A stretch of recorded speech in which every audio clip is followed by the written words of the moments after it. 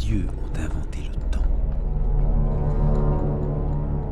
uniquement pour pouvoir mesurer l'amour.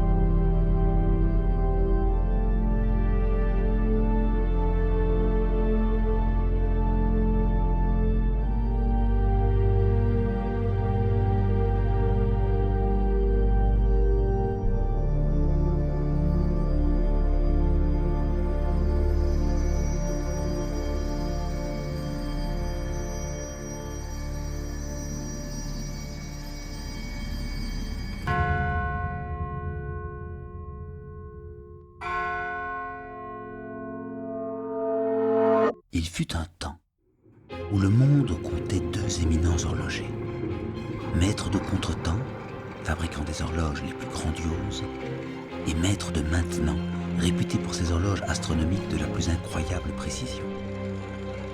Les deux hommes étaient par contre les plus grands rivaux dans l'ultime quête de découvrir le secret de l'origine du temps.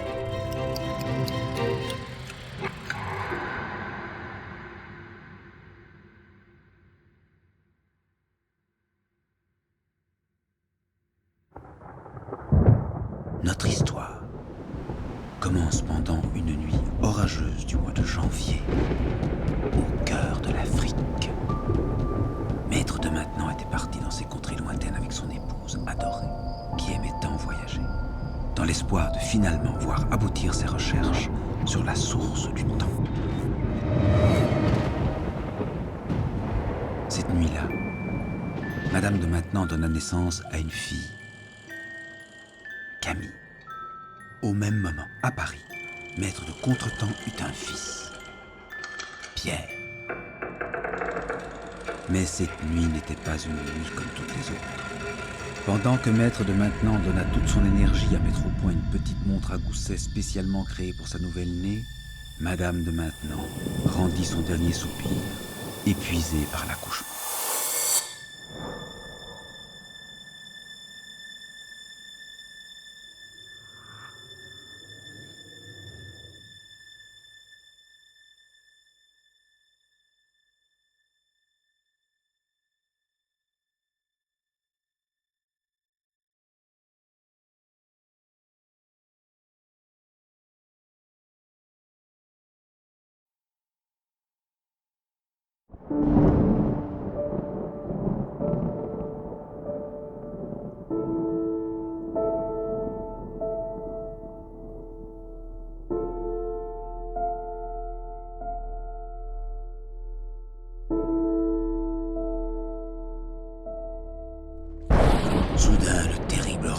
se leva avec encore plus de force.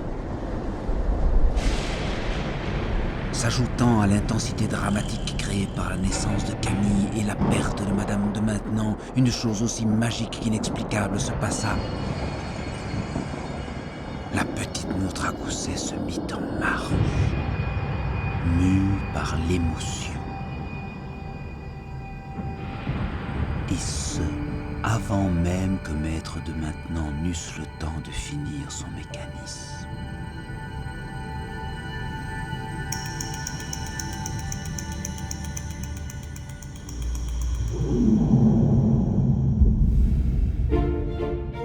Maître de Maintenon, à la suite de ces événements renversants, découvrit que la petite montre possédait une propriété particulière, celle de pouvoir manipuler le temps.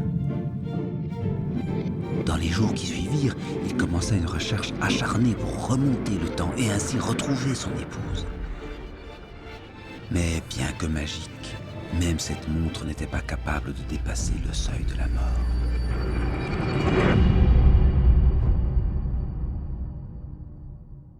À Paris, Maître de Contretemps entendit parler de cette montre et de ses qualités étranges.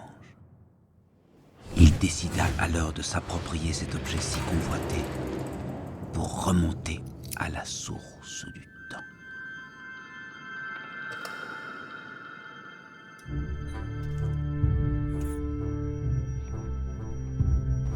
Une fois en possession de la mystérieuse montre, il se lança dans des recherches assidues non seulement pour trouver l'origine du temps, mais aussi pour comprendre où le temps perdu s'en allait, espérant ainsi vaincre Maître de Maintenon dans leur impossible quête et devenir le seul et premier homme au monde à maîtriser tous les secrets du temps. Mais ses recherches eurent raison de lui. Pendant une belle nuit étoilée du mois de mai, Maître de Contretemps disparut soudainement et mystérieusement, sans laisser de traces.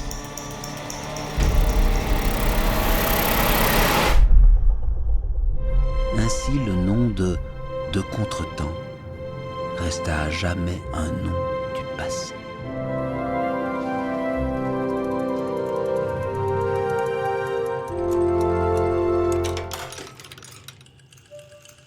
Maître horloger comme son père, Camille connaissait tout de la parfaite maîtrise des mécanismes et du calcul du temps.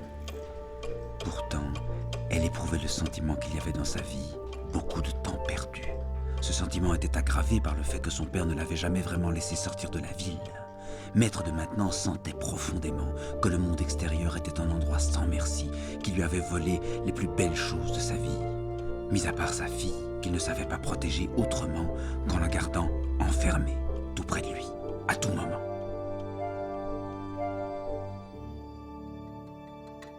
Ce jour-là, à 3h05 précises de l'après-midi, un étrange enchaînement d'événements se produisit.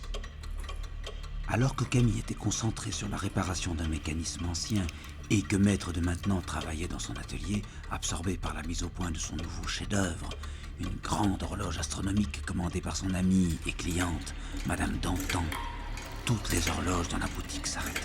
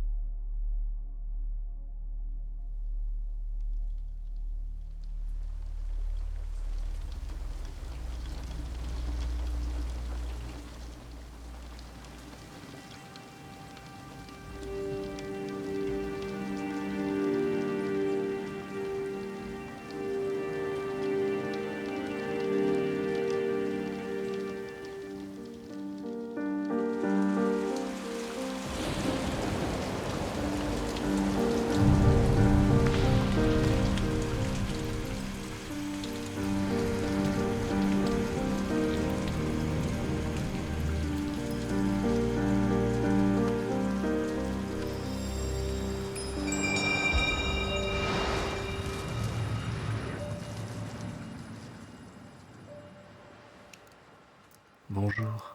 Bonjour.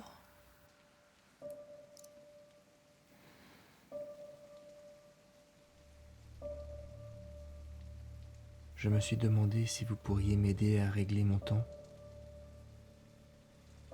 Ma montre n'indique plus la bonne heure, et tout autour de moi semble déréglé. Depuis, partout où je me rends, il pleut.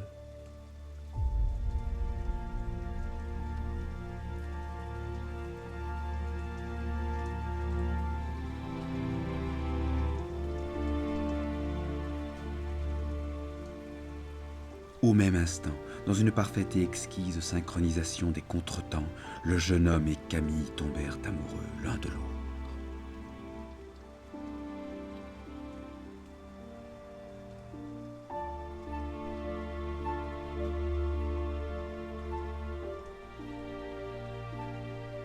On m'a conseillé votre maison comme étant la seule qui pouvait m'aider à régler cette adversité. Vous savez, il faut faire confiance au temps. Même quand il semble avoir perdu tout son sens. Pourriez-vous revenir demain? À la même heure? Je vais faire mon possible pour réparer votre montre. Demain. Oui, demain. À la même heure. Merci.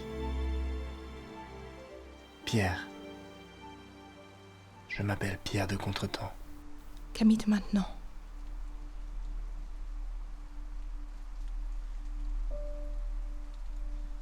Demain. À demain. À la même heure. Camille.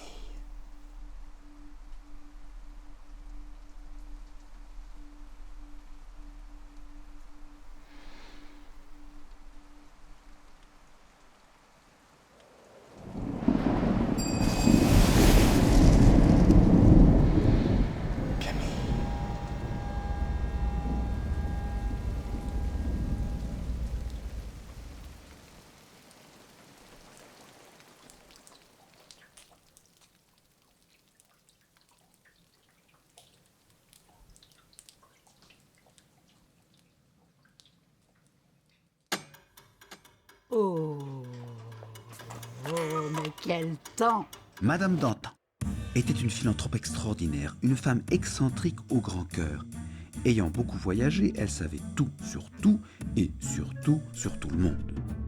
Elle était curieuse, une manifestation de sa philanthropie, et croyait fermement que tout dans la vie n'était qu'une question de coïncidence, surtout en sa présence. Camille! Oh ma fille, pourquoi cet air tellement troublé et pâle sur ton beau petit visage? Camille, tu es trop jeune pour passer tes journées enfermée dans cette boutique, entourée uniquement par le tic-tac des horloges. Toutes ne font que te rappeler que le temps a la mauvaise habitude. Tout à coup, Madame Dantan sembla se rappeler la chose la plus importante au monde. Le seul moment de la vie où le temps s'arrêtait pour moi était quand j'étais vraiment amoureuse. Tu devrais profiter de ta jeunesse, ma fille. Sors, réjouis-toi de la vie, de l'amour. Va danser, laisse-toi embrasser et courtiser par la vie. Va découvrir le monde, va voyager. On n'est jeune qu'une fois. Oh, quoi de plus beau que d'être suspendu dans le temps par la douce torture réciproque du vrai amour. Le temps s'arrête seulement pour le vrai amour. Tu connais la légende de mes longs cheveux. Je ne les ai coupés que lorsque je fus malheureuse en amour. Ma chère Madame Dantan, je vous prie de ne pas encourager Camille à la rêverie. C'est déjà son passe-temps préféré.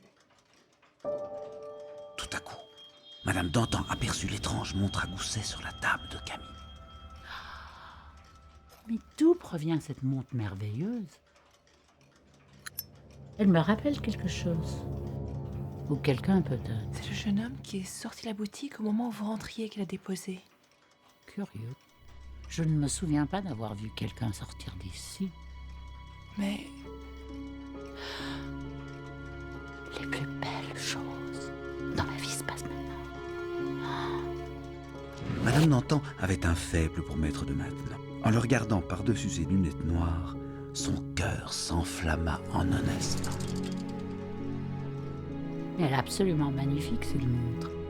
Mon cher monsieur de Maintenon, connaissez-vous ce jeune homme dont Camille nous parle? Qui? Tenez, ma douce.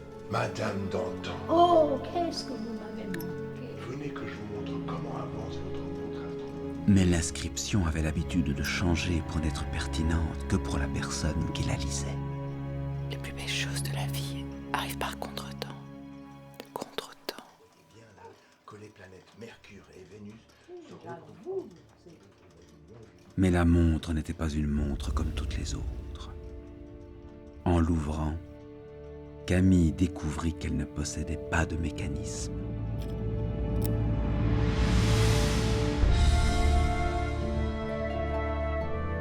Après tout, pourquoi posséderait-elle un mécanisme pour compter le temps, puisque seul compte le temps présent ?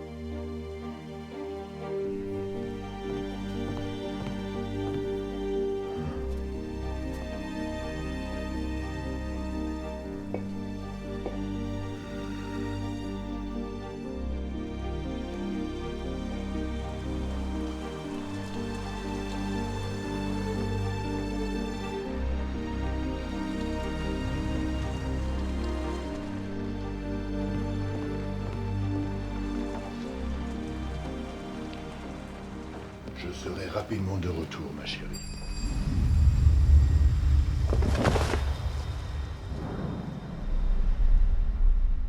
Bonjour Camille. Bonjour Pierre. Je suis désolée, mais je n'ai pas su réparer votre montre. Ce n'est pas grave. Vous rappelez-vous peut-être de ce qui aurait pu déclencher cette situation sur votre temps? Non, je suis désolé. La seule chose que je sais est que tout mon temps s'est déréglé au moment où j'ai dû atterrir à Paris. Depuis, je ne peux plus voyager. Atterrir? Vous êtes pilote? Oui, Vous voyagez beaucoup? tout le temps. Et vous? Pas beaucoup, non. Le moment présent devint de la plus grande importance, peut-être même le moment le plus important de leur vie. Je suis née en Afrique. Mais je n'ai jamais quitté Paris depuis mon arrivée ici, à quelques semaines seulement de ma naissance. Avez-vous déjà fait le tour du monde? Oui, plusieurs fois. Le temps s'était arrêté pour Pierre et Camille. Ébloui par la beauté de Camille et intrigué par son passé, Pierre lui fit le récit de ses voyages. Camille apprit qu'il avait vécu un nombre incalculable d'aventures, certaines des plus périlleuses. Il lui raconta sa bataille contre les tempêtes de sable du Sahara, ces jours interminables où il fut otage des cannibales de l'île de Pâques, et les semaines qui suivirent, où il fut soigné par des chamans d'Amazonie alors qu'il ne lui restait qu'un faible souffle de vie. Il avait traversé l'Himalaya à la recherche de l'abominable homme des neiges et volé au-dessus des vastes océans, prairies et déserts des deux hémisphères. L'expérience des cannibales ne lui ayant pas suffi, il se retrouva à 2 reprises sur l'autel du sacrifice. Il y fut mis une première fois par les Bourous dans le Dakota du Sud, et la fois suivante, il fut transformé en offrande du dieu Quetzalcoatl dans le grand temple doré du Yucatan, le Mexique profond. Mais il s'échappa de justesse à chaque fois. Le visiteur semblait être entouré d'un doux parfum de liberté, des grands espaces, de pays lointains et de voyages extraordinaires. J'ai promis au grand chef de la tribu de lui apporter.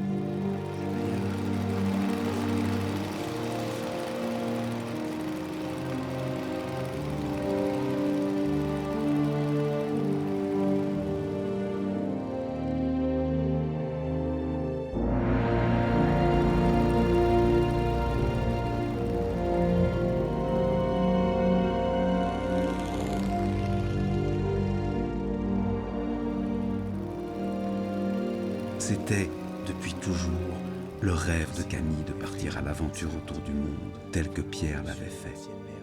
Elle avait toujours voulu savoir ce qui se passe quand on change de fuseau horaire, ou si on a le vertige en marchant la tête en bas de l'autre côté de la Terre. Malheureusement, avec cette pluie, je suis bloqué ici. Il m'est même dangereux de voler. Et sans cette montre, je suis incapable de mesurer l'importance du temps. Quand il est important de partir, ou quand il est temps de rester. Mais comment cela? Cette montre m'indique le bon moment et le bon endroit dans la vie. Le bon moment et le bon endroit, pourquoi? Souvent, je ne le sais pas, mais cela se clarifie toujours tout seul et très vite. Mais là, mon temps s'est déréglé. Peut-être suis-je arrivé en retard pour un rendez-vous important. Possible. Mais ce dont ni Camille ni Pierre ne se doutaient, c'était que le temps, qui leur semblait particulièrement étrange et à contre-temps, avait en réalité produit le moment et l'endroit idéal pour leur rencontre. Donc, en fait, ce que nous devrions faire, c'est de trouver un moyen de remonter votre temps, et ainsi on pourrait réparer votre montre. Oh, je ne m'aventurerai guère à l'encontre du temps. Mon père avait essayé de le faire quand j'étais jeune. Il a voulu rattraper le temps perdu, mais il s'est perdu dans le passé. Plus personne ne l'a jamais revu. Malheureusement, Comment? je ne le sais pas. Il n'y a que le temps qui le sait. Un vieux journal d'époque raconte qu'il a trouvé la source du temps.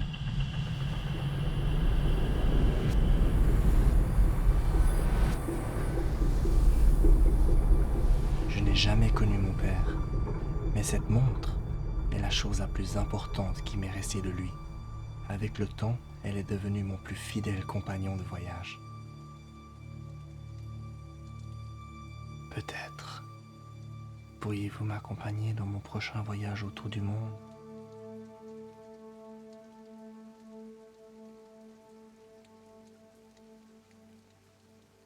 Non, je suis désolée, mais je ne pourrais pas. En effet, cette montre est définitivement cassée. Mais laissez-moi encore votre montre jusqu'à demain. Je vous promets que je vais faire mon possible pour le réparer. Merci.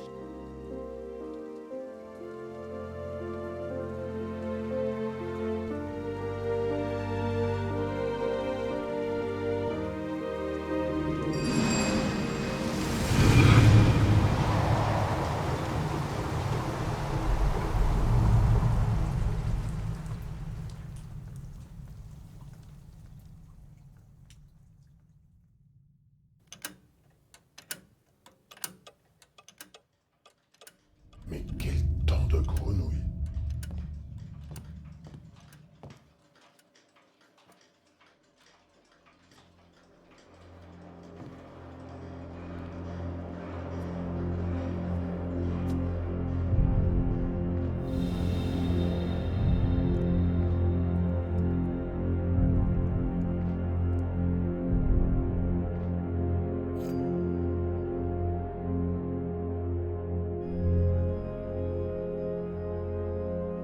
Camille,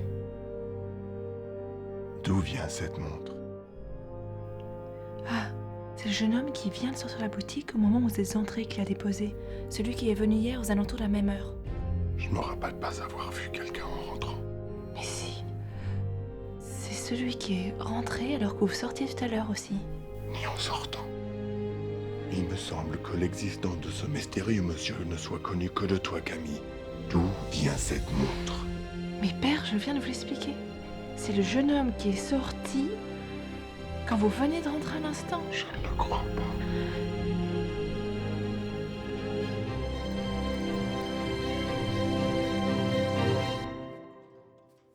Je n'y crois pas.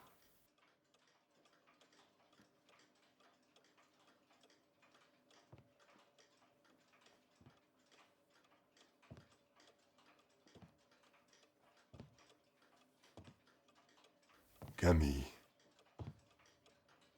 il est plus que probable que cet homme ne soit pas réel, mais un produit tordu d'une erreur sur le temps. Tu ne peux pas t'en rappeler car tu venais de naître. Mais c'est moi qui ai créé cette montre. Pour toi. Et puis, elle m'a été volée par mon plus grand ennemi, maître horloger de contretemps. Cette montre a le pouvoir de manipuler le temps et peut affecter tout autour d'elle de la manière la plus dangereuse. Camille, puisque tu es la seule à pouvoir voir cet homme illusionnaire, rends-lui la montre et dis-lui qu'il n'est pas le bienvenu ici. Je t'interdis de lui parler ou de le recevoir.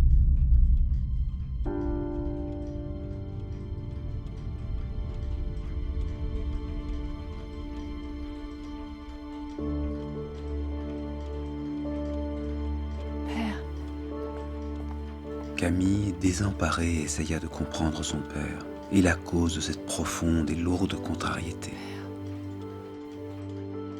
Mais il cessa de lui répondre.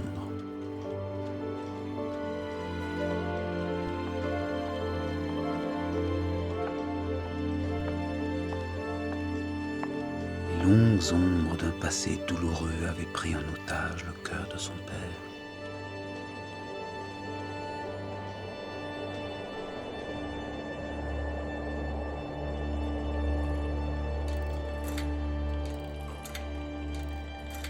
Camille cherchait dans le passé de son père.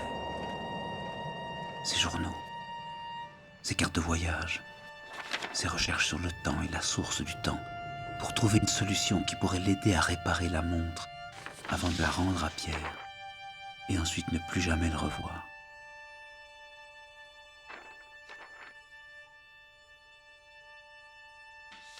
Elle se rappela vaguement une vieille histoire.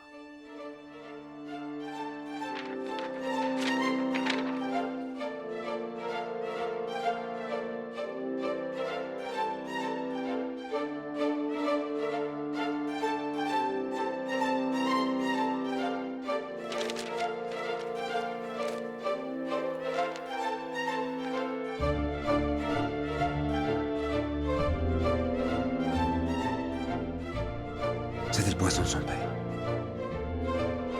Maison horlogère de maintenant. Ce que son père lui avait dit était plus que vrai. Pierre était son ennemi. Et elle l'aimait.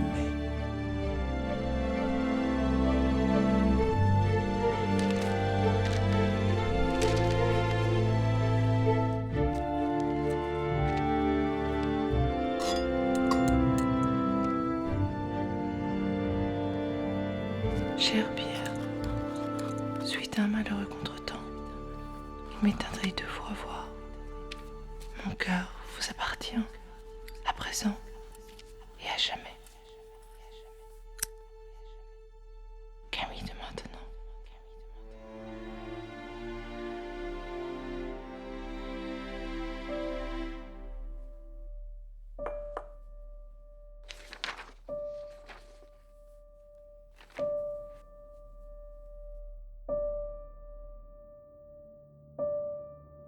Tout à coup,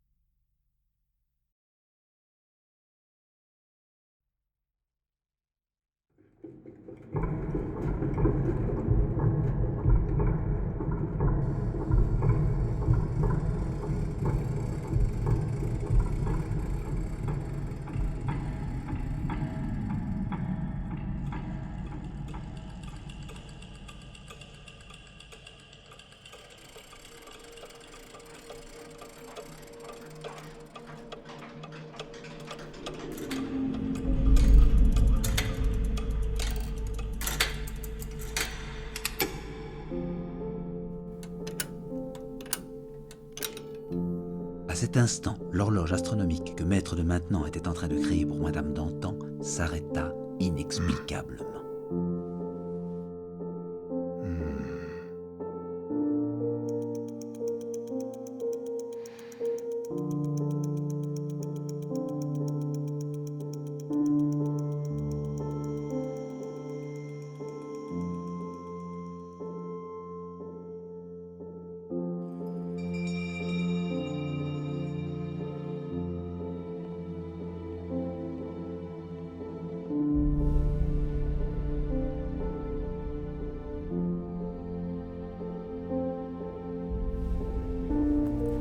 Bonjour Camille.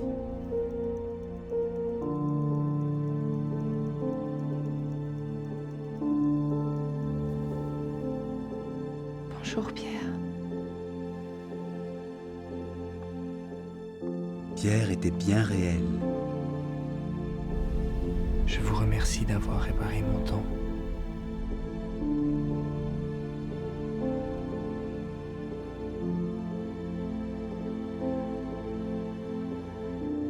Comme vous sortez rarement, j'ai voulu vous apporter un peu de la beauté d'un monde que j'aimerais partager avec vous.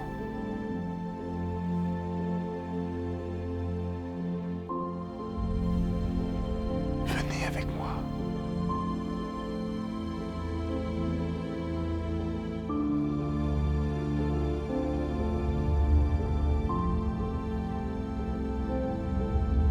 En voyant l'amour se tisser entre les deux jeunes âmes, Maître de Maintenant sentit que le temps était venu de laisser le passé là où il était à sa place.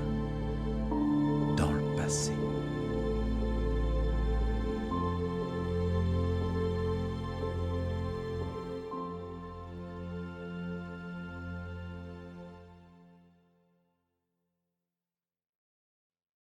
Au même moment,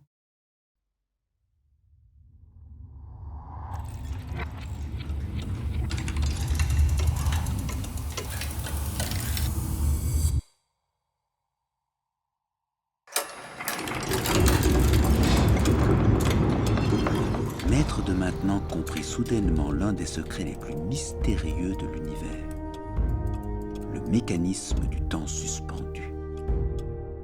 Le temps n'est important que lorsqu'on aime, quand nous aimons ce que nous faisons, et quand nous faisons ce que nous aimons. Et quand est venu le temps d'aimer, le temps s'arrête.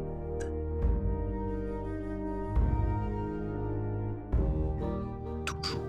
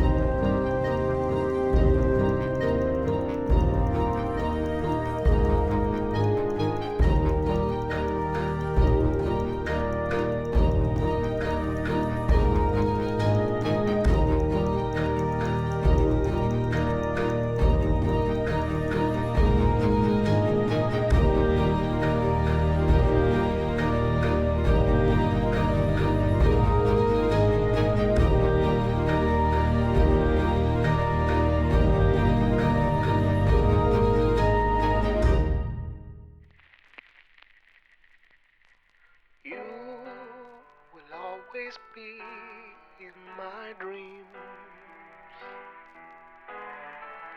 no matter where you are or what you live. There's something about the way you smile, makes me wanna stay a while.